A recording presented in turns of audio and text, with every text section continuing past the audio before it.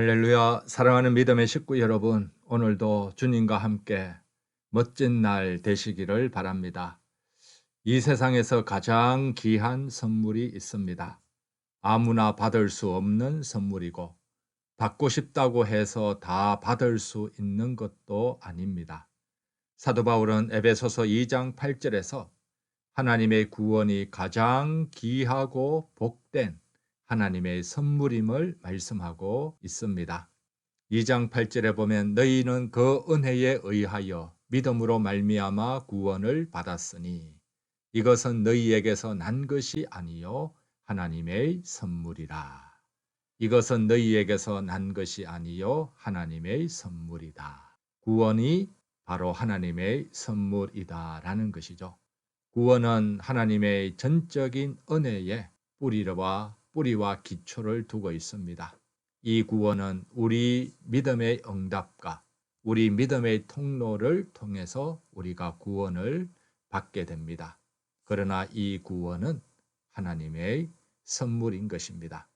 2장 9절에 행위에서 난 것이 아니니 이는 누구든지 자랑하지 못하게 함이라. 우리의 구원이 하나님의 선물이기에 우리에게는 자랑할 것이 전혀 없습니다. 오직 구원을 베푸신 하나님만 자랑할 수가 있는 것이죠.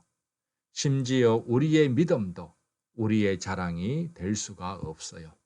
선물을 받아들이는 마음과 믿음을 우리의 행위와 자랑으로 볼 수 없는 것이죠. 여러분, 선물은 반드시 선물을 주는 사람과 받는 사람, 이 두 입장에서 선물의 의미를 이해해야만 합니다. 어린 아이들은 부모님의 선물을 받는 사람의 입장에서 주로 생각을 합니다. 아직 어리니까 선물 받는 자체를 좋아하고 이 선물은 공짜로 여깁니다. 그러나 고등학생 정도가 되면은 선물을 받으면 선물을 주시는 분 편에서 생각을 합니다.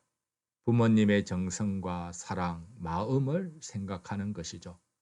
이 선물 안에 담긴 부모님의 사랑, 그리고 희생과 수고, 이것을 고등학생 정도가 되면 어느 정도 성숙했으니까 부모님의 마음을 그 선물 안에서 볼 수가 있는 것이죠.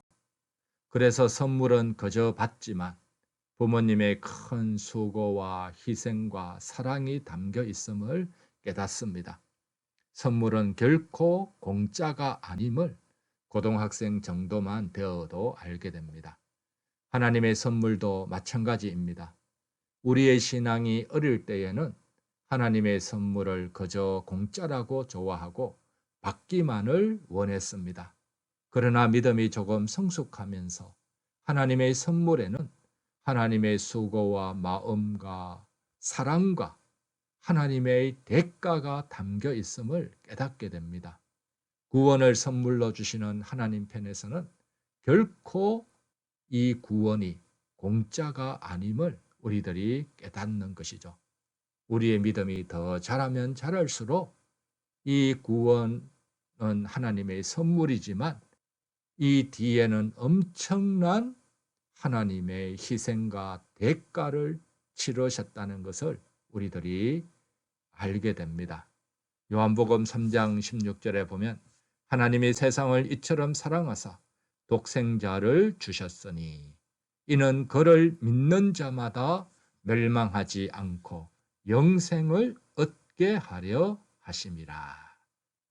이 구원의 선물, 이 영생, 이것을 우리에게 만들어주기 위해서 하나님은 독생자 예수님을 이 땅에 보내신 것입니다. 그리고 독생자 예수님이 십자가 위에서 자신의 생명을 주는 최고의 희생과 대가를 지불하셨습니다.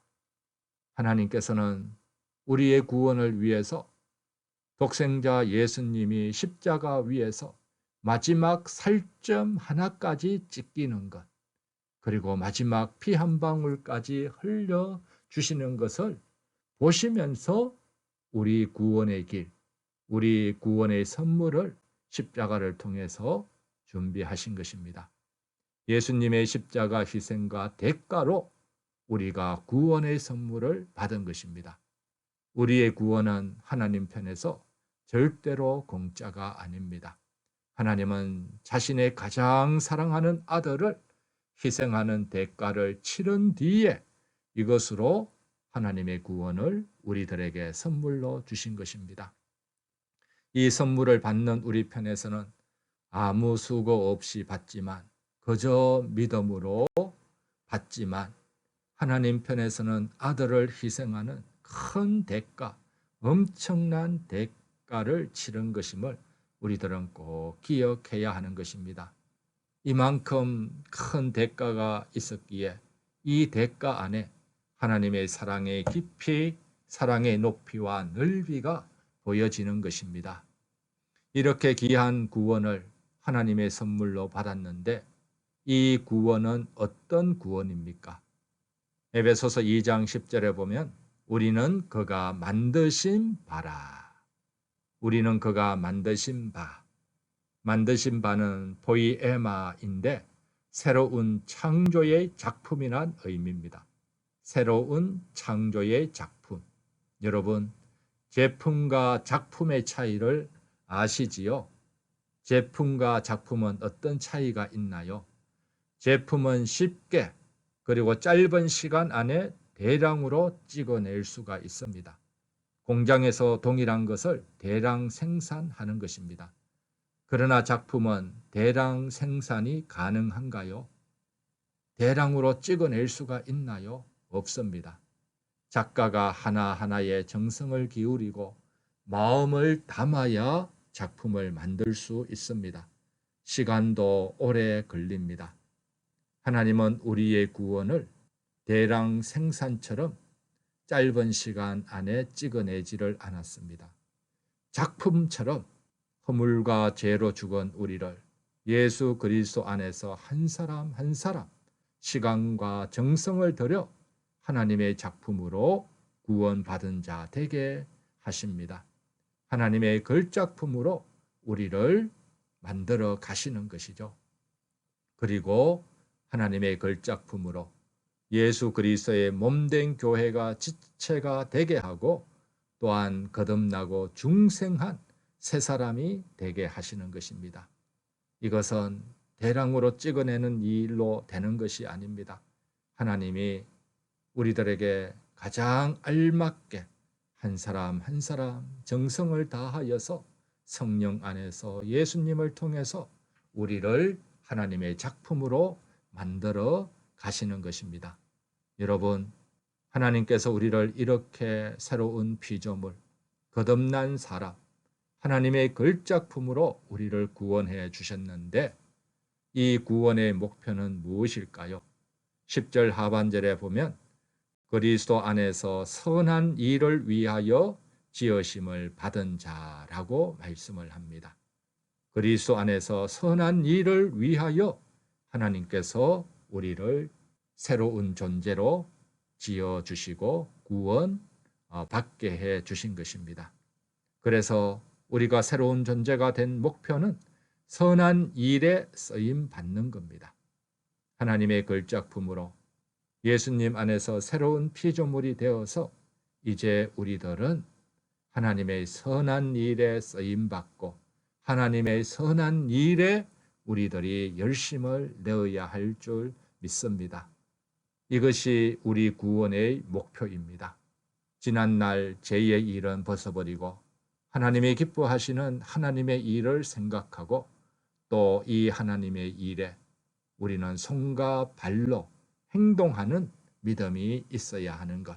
이것이 우리들의 구원의 목표이고 하나님이 기뻐하시고 하나님이 원하시는 것입니다.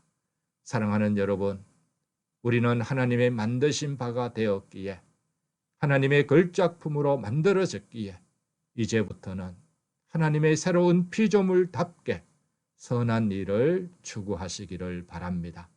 선한 일에 열심을 품고 살아가기를 바랍니다. 주님의 선한 일은 하나님의 뜻을 이 땅에서 펼쳐 나가는 것입니다. 주님의 선한 일은 하나님의 복음을 널리 증거하는 것입니다. 선한 일은 주님의 몸된 교회를 세우고 평안하게 하며 서로의 관계 속에서 덕을 세우고 또 하나님의 향기, 또 예수 그리스도의 향기를 바라는 삶이 주님이 기뻐하시는 선한 일입니다. 세상이 어려울수록 또 세상이 어두워질수록 우리는 하나님의 걸작품으로서 세상에서 빛과 소금 되는 주님의 선한 일에 더 쓰임받고 열심을 품는 주님의 자녀 다 되시기를 축복드립니다.